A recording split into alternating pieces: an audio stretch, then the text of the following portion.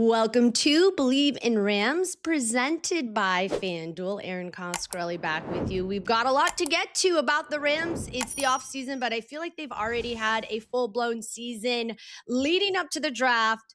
So excited, though, for today's guest, of course. You all know him. Needs no introduction, but I will make an introduction. Rob Havenstein, who has been with the Rams 11 straight seasons, which to do that just in the NFL is no easy feat, but then to do it with the Rams, who demand like excellence from every facet of the game. Rob, first and foremost, thank you for making the time. How are you?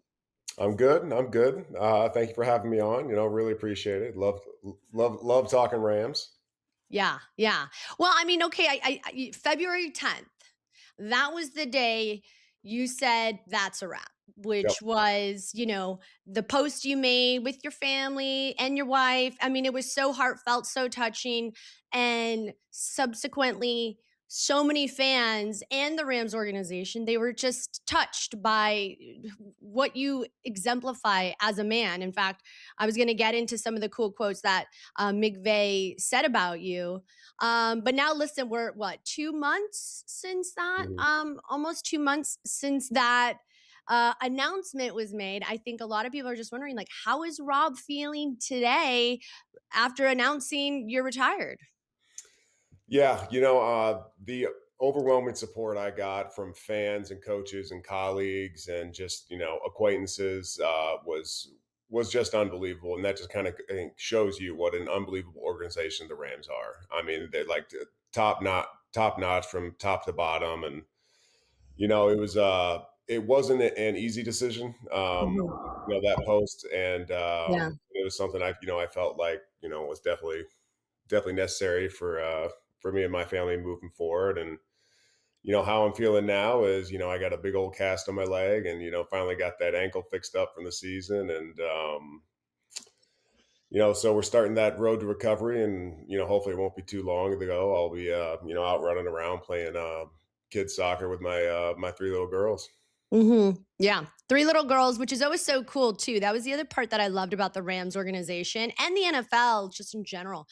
Putting you guys and making you guys human Yeah. beyond just the jersey. We would see Stafford and his four girls and his wife Kelly, and like I think for me the thing that and why I'm really grateful I'm getting time with you is I don't know what it's like to be in the huddle. I don't know what it's like to get tackled. I don't know the sacrifice the player makes, but I do relate to so much of showing up to work and wanting to feel like I'm a good teammate or I'm contributing. And the way the Rams really communicated how important character was, and the other thing that's interesting too is you had such a long tenure. You're the longest tenured Ram because you were with the St. Louis Rams before you came to Los Angeles. So you got a little touch of Jeff Fisher, but you really had an opportunity to sort of see Sean McVay evolve as a man and as a coach. For you, what were you most impressed by with what you saw in terms of his evolution? Yeah, kind of being there from the beginning, and obviously, like you said, I had Jeff Fisher for the first couple years, and then when Sean took over, I think the first thing that stood out with him was just like his incredible knowledge of the game, Mm-hmm. and that part Mm-hmm. still hasn't left. The best thing Sean has done is he went and got himself married, and he went and had himself a couple kids, because I mean that will just reorganize and like kind of Mm-hmm. reprioritize in your life, and if anything make you focus a little bit harder because that there's other such things out there and than just football, and that almost makes you a little bit more refreshed coming into Mm-hmm. work. And then we know with the genius that Sean brings, anyways, when he's refreshed and happy and smiling and excited, I mean, he was just an unbelievable man to work for. I was so grateful that I was able to finish up my time with him, and I kind of talking to him on the phone after, I made the decision, and I was like, Sean, half of this is your fault because you made it hard where I don't want to go work for anyone else. I mean, he created such a culture and such a family organization in there where it's like, man, I couldn't see myself even trying to have an opportunity to go play with somebody else. And just from what his kids and just the calmness and just the overall, I guess, outlook on life has, from when he was young to what, well, younger, he's still I older know than me. he's only 40, right? He's so young still. But, kind of just the way he looks at football and the way he looks at life has made him that much better as a head coach, Yeah. as a leader, as a man. Yeah. Yeah. And, one of the things he would always do when we were at our press conferences, and I appreciated it because there's an intimidator, and he's intimidating, right? Because, he just brings excellence, like his recall. He's just a genius. It's insane. You're Mhm, like, what? Everything he says is coming out of his mouth so quickly. And it's always like next level, like genius. mhm, And he would remember our names. And this was really last year when I even had the privilege of getting to interview you, which you and I had talked about mental pressure of the game. And that was really cool. I realized how special I felt to be in the four walls of the Rams organization, because if they're treating the media this well, and I have worked for other organizations and other entities, and I really felt like the way Sean McVay is as a person, he just takes pride in leaving the room better than he found it. And obviously, players, work harder for someone who truly believes in that type of ethos. It's not an act. And I think the other thing that you said that's interesting too is when your whole identity is a coach or a player, mhm. when it comes to shifting gears and you really kind of having to have that conversation with coach, and you're like, hey, I think this might be it for me. Like, how hard is that shift when you've only known football for your entire life? Yeah, it's definitely something where, it wasn't just that phone call that, kept kind of where that was on, I guess, the forefront of my mind. I've had, probably for a year now, kind of an understanding of kind of where this was going, just where my body was feeling. But it's really having separation and like being confident in yourself as a man, as a player, as a husband, as a father, and being like, listen, football has been great to me and I love the game.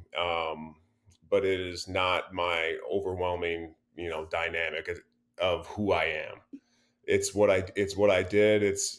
And like I said, I love that. I wouldn't trade it for the world. But like I said, I got three little girls that look up to me in the morning that, will definitely take precedence every single time. And that's, some Yeah. of the sacrifice you have to make being a player, being a coach. And now it's time to, go ahead and give that back to them from kind of where I was maybe a little bit more absent just with the nature of the job. So, definitely looking forward to it. And, once I can get off this darn scooter and start walking around here again, it'll be even better.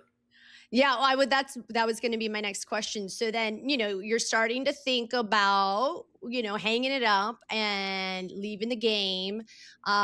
Do you, when you're a player, do you sort of start to, I'm just so curious about that process. Do you start to sort of go, I imagine, just like McVay, Rob Havenstein is the same way. Like, you have to be there's an excellent component to just your legacy, how you live, right? Like that you're a great dad, you're a great husband, obviously a great teammate. Try to. Everybody when you Google you, literally beloved comes up, right? Like you just exemplified what the Rams want out of a player in that organization. And that says a lot because they demand excellence. Mhm. Do you then sort of think like what's the next phase of like what excellence is going to be like for Rob? Like, do you go, I'm going to tackle something else and be like really good at it?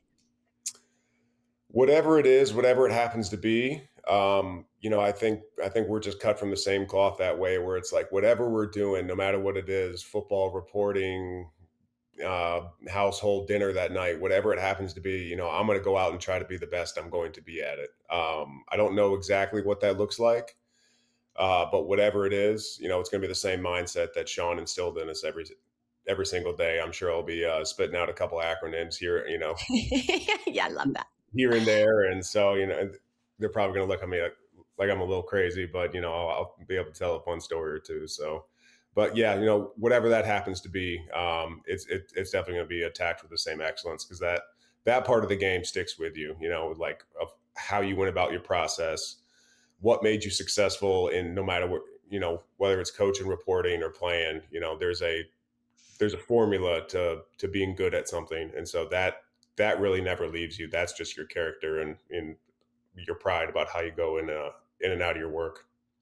Well, if I may make my case of why Rob Havenstein should just be, also look into the broadcasting space, Sure. is because what you offer to people, like when I get time with somebody like you, or someone who has this knowledge that, I can't really understand contextually. I can understand the parallels of football and life. Sure. And really got an amazing, inspiring taste of what the Rams went through this past season.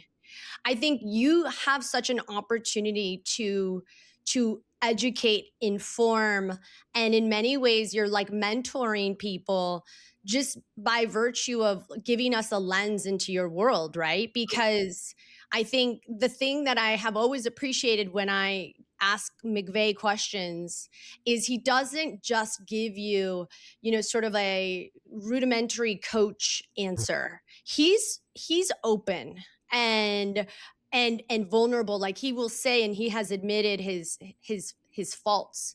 And I Hmm. think when you do that, and there's some parallels to young people and learning, like, hey, I don't have to, I can achieve success, but I don't have to be so hard on myself or my teammates. That is like, that's impactful, you know? Oh, 100%. Yeah, no, that's the biggest thing. And Sean's the first guy to admit he makes a mistake and then move forward from it. But he's very open and honest with his communication. And um, you know, kind of like you were saying, having 11 years with the Rams, I was kind of in a special situation, kind of see a lot of transition, a lot of different people, how Sean's offense has even transitioned from 2017 to where we were last year, and kind of the different. Obviously, I can't get into different words and stuff. I don't want to be leaking out any secrets, but just the transition and flow of it, and kind of having as good of an understanding as just a humble offensive tackle can have. And so that's it's definitely something I would be really open to. I love talking about the game. I love talking about the Rams, and still got a lot of good buddies there and a lot of good friends. Like I'm sure I could send a text and get a little nugget or two of kind of what's going on still. Yeah, and listen, let me tell you something. What I grew up in LA. Hmm. I had two older brothers, and I was like your quintessential tomboy. And for me, when I get opportunities to work in the sports space, I'm like, this is such a privilege that I know fans who really, look to their team to escape, or there's hope. I mean, I cannot begin to tell you that Bears game sent me into like another universe. I'm supposed to be, I'm like, you know, not I have to be biased, unbiased. I was like, oh my God, I can't. I mean, the emotional up and down. How was that game for you? You must have been just like losing your mind. Yeah, it was one of those ones like when Caleb makes an unbelievable throw, and and it happens, and you're looking at it and you're like, all right, in your back you got your fingers crossed, like come on, someone throw a flag or something, like something illegal happened, play didn't count. But as soon as you see, and this is kind of how we went about our stuff last year, was kind of like do the next right thing, no matter what happened. It's just continue to do the next right thing. And then so you see it happen, boom, game's tied up. Hey, we're going in overtime. Great. Okay. Doesn't matter how we got there. That's all. Mhm. Can't change it. So how do we go about and attack this overtime, the right way? But then as soon as the game ends, and luckily it ended, in our favor, then you can kind of go back to, maybe having a couple Gatorades and being like, man, was that not the craziest thing you have ever seen in your life? I mean, just running around, scrambling, huck it up, and you get a touchdown on some like miracle play. But it's like, but there's nothing to do in the actual present moment than just go ahead and move forward, and try to put your best foot forward this next snap, whenever it is. Because like you said, it's a privilege anytime you get to be out there playing. So you can't you can't dwell in the past. You just got to keep moving forward. And obviously, I wasn't playing during that time, so I was trying to Mhm. impart a level of calmness and kind of like, all right, hey, it happened. Boom. Yeah. Has nothing to do with what our goal still is. Our goal is still the same. Now we just got to do it for a little bit longer. Let's lock back in, do what we need to do, and yeah, there's a couple big sighs of relief after that one in the Oh, locker room. yeah. Mhm. Yeah. Yeah, and, you're looking to you're looking to guys like you, guys like your coach, and you're Mm, like, "Okay, that just happened, right? Like, right. we're not living in some sort of, like, simulation matrix, like, universe," and then to respond, and that's really, like, the coolest lessons, I think, in like you just said, in football or in sports or in life, like, I can't do anything about this situation. I do have control over how I'm going to react, respond, and the game of football is like, yes, there's a physical bruteness to it, but it is so mental. So Mhm. one of the things that I think is also very interesting, if you can give us some insight, I'm so curious, like this relationship between McVay and Les Snead. Sure. Like, how do they I think the thing that I like trying to wrap my head around is when you have, like, unbelievably confident, smart, talented players like yourself or coaches or GMs, how does the egos of that dynamic how does that work? So the Les Snead, Sean McVay, how does that work? So this is more of just my personal opinion. This is something where I know I don't officially know anything, but um, from what I've seen, just as a player, is that they're both like the same thing we were talking about, Sean. I think before we hopped on, like Sean is 100% who he is all the time. Like there's no fakeness to that. Mhm. I think when you talk to Les, it's the same. It's the same story. He is 100% who he is all the time. He's authentic to himself, and so when two people kind of have to, I don't want to say collide because that makes it seem like it's something bad, but like when they're working together, if they're 100% themselves, then there can be great communication. Mhm. I think Sean and Les are probably two of maybe some of the most different people like Mhm. out there in terms of like ends of the spectrum. If you just sit Mhm. down and have a conversation with them, but the fact that they're 100% truthful to themselves about who they are, they can communicate really well. Like I don't think there's real ego in that because, like we were Mhm. saying, Sean has he's the first one to put a hand up and say, "Hey, I made a mistake."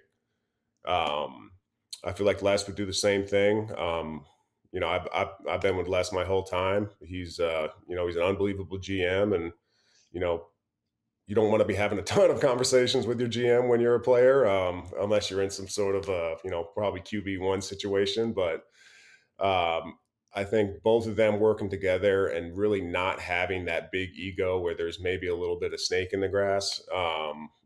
Say one thing, mean another thing. It's like, no, what they're saying, they truly mean. So there's no like Mhm. deciphering anything. So this great communication can happen. And Yeah. then whether it's communication of, hey, I think you're wrong, and like, okay, why do you think that? And now we can actually Mhm. get to the bottom of it. It's not like they have to agree the whole time. I'm sure they don't. That's just people in general. But if you're going to ask my humble opinion, that's kind of where I think it would come down to. Yeah, no, and I appreciate you saying that because I feel like that sets the bar for everybody else. If you see the leaders or Mhm, the top acting in a way that this is the example, there's no behind the back. This is let's be transparent, mhm, and also support our guys, which is when you were going through all of that stuff with Matthew Stafford and to see Coach McVay really put his arm around his player and protect his player, mhm, and speak so highly of his player when you're in so much uncertainty and doubt. You know that that relationship has to be a solid relationship because mhm. he's just like that with the rest of the guys. Right. When that happened with Stafford, you know, again, it's kind of like there's nothing you can control there. But this was at the beginning of last season. It was during training camp. He couldn't throw. We didn't know what was going on. I remember as the media, I'm like, oh my gosh, what's going to end up happening for the Rams? How did you process all of that? And how did you try to keep the guys probably feeling positive as the leader and the team captain and, being the veteran there? Yeah. So I think it kind of went without saying. Anytime Nine is out there on the field, we're going to be a better team. He's just that special of a guy. But it was still everyone has their. Sean always calls it their 111th. So everyone has their 111th to do to get better, to improve. And so no matter who it was at the beginning of the season, was it whether it was Jimmy or Stenson or some of the other guys, out there, running the show, we still had to do our job and we still had to improve on our job.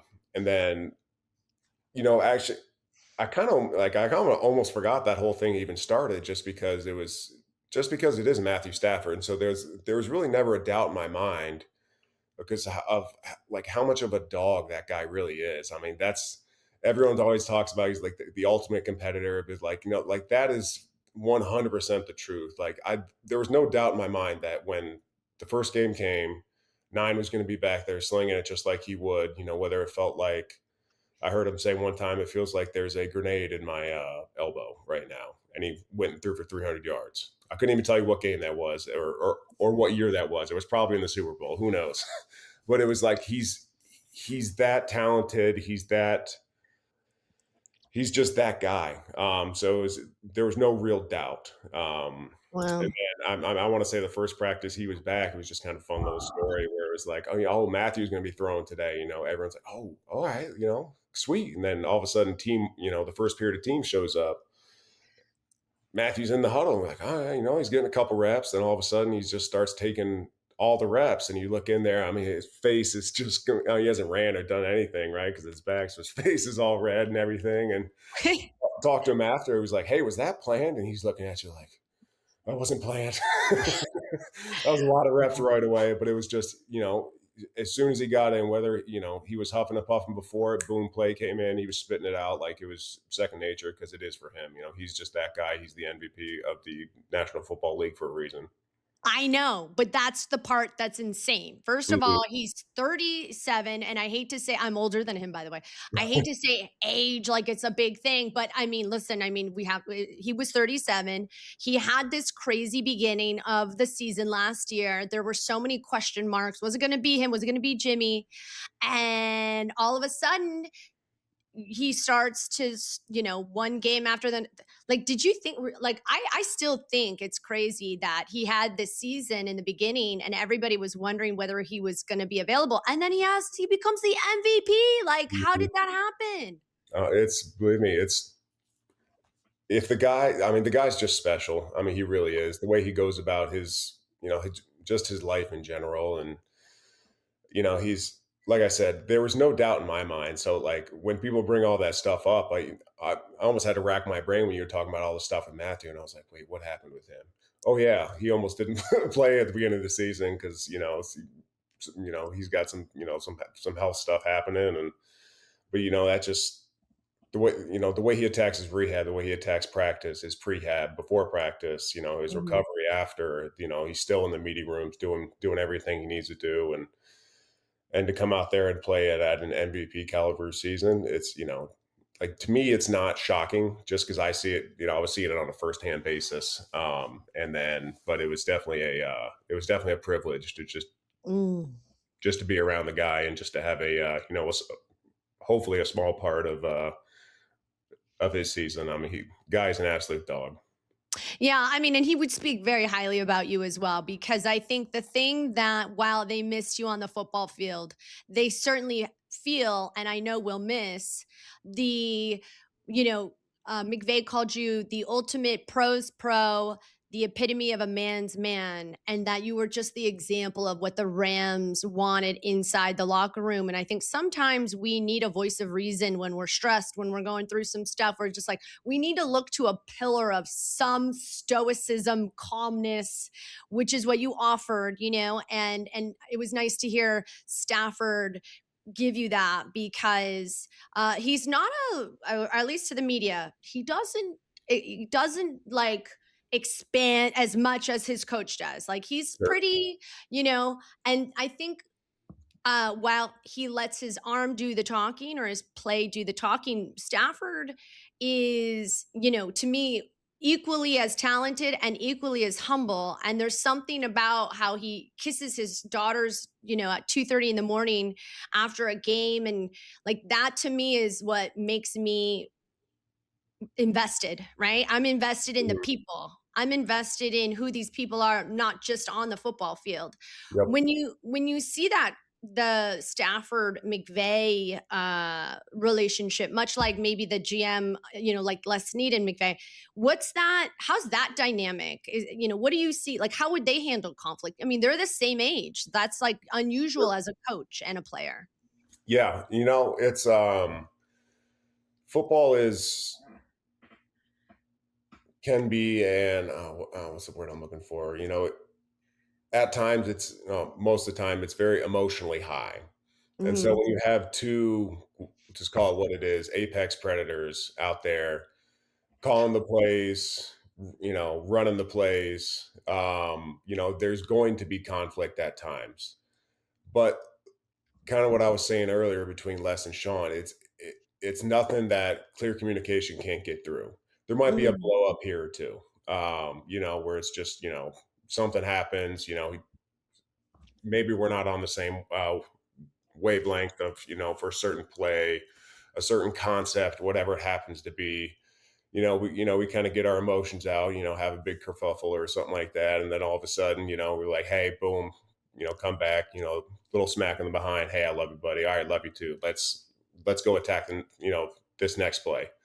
And that's kind of how it went because Matthew ain't going to back down from anyone. Sean ain't going to back down from anyone. So when they clash, which every now and again there was a clash, I I will say Naturally.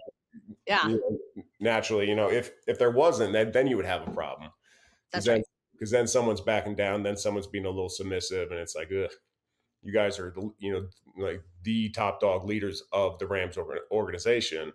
And so when it's like when you have the two alpha dogs that can get together and kind of butt heads a little bit, but then still have the strength of their manhood to be like, hey, listen, Yeah, I was totally. in the wrong, my bad. They're like, all Yeah. right, cool, hey, cool, no worries, love you, buddy. Let's go ahead and get this thing right. And then they're back smiling and talking and laughing and trying to get back to our overall goal, which is just to win as many games as possible. Yeah. Yeah, you're in battle, which is, Mhm. of course the passion speaks for itself.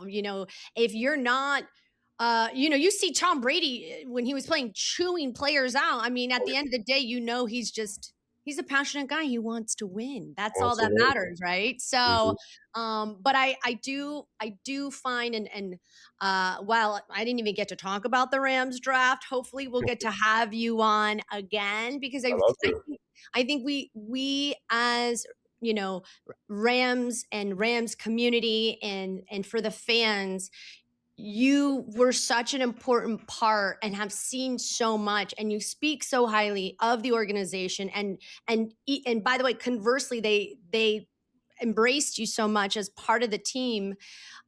We don't want to let you go yet. We want to keep you here, and we want to hear from you, and we would love to have you talk about the Rams this season because this is going to be an interesting season. Already, it has. Like what are they going to do with Stafford? How's Stafford going to navigate all this? So I think that's going to be my cliffhanger. So people hopefully will make sure you come on again because I think they'd really love to hear from you. So. That'd be wonderful. I'd definitely be looking forward, and I think it's going to be. It's already starting to be a special season. I think it's just going to keep going. It's just going to keep going the way it's going. Yeah. Yeah. No, and I know you're in a cast right now. Yep. So it must be nice not to have to worry about OTAs that are gonna be coming up soon. You take a little breather. Yep. Take a But little breather. let's get you on again soon. Rob Havenstein, thank you so much for jumping on. We really appreciate it. Absolutely. Thank you, Aaron. Thanks for having me on.